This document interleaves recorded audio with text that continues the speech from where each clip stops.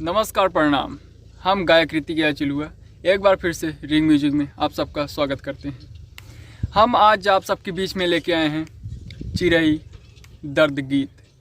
आप सब सुनिए और अपने भाई पे ऐसा ही प्यार दुलार बना के रखिए और आगे बढ़ाइए। तो चलिए आज सुनते हैं चिरई दर्द गीत। अब मीठ मीठ बोलिया से गावे कोयलिया, अब मीठ मीठ बोलिया से गावे कोयलिया, बैठा ले मामा के डार पे। अब मीठ मीठ बोलिया से गावे कोयलिया, बैठा ले मामा के डार पे। अब बैठा ले मामा के डार पे।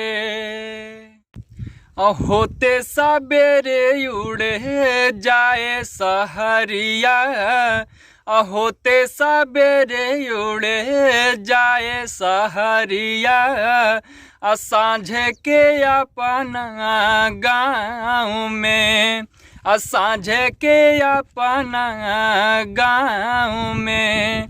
अब मीठ मीठ बोलिया से गावे कोयलिया, अब बैठा ले निमिया के डार पे। अब मीठ मीठ बोलिया से गावे कोयलिया, अब बैठा ले मावा के डार पे।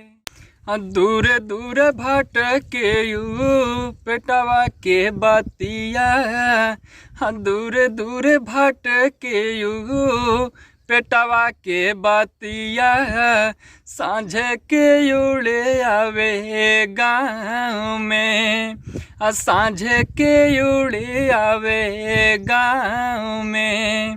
अब मीठ मीठ बोलिया से गावे कोयलिया, अब मीठ मीठ बोलिया से गावे कोयलिया, बैठा ले मामा के डार पे। अब बैठा ले मामा के डार पे।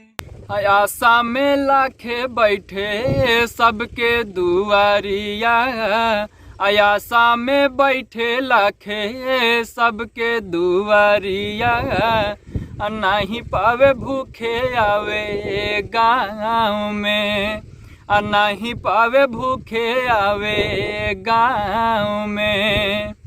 अब मीठ मीठ बोलिया से गावे कोयलिया, बैठा ले मामा के डार पे।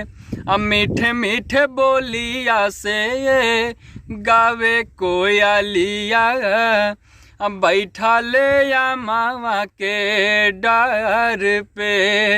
हम बैठा ले मामा के डार पे, अब बैठा ले मामा के डार पे।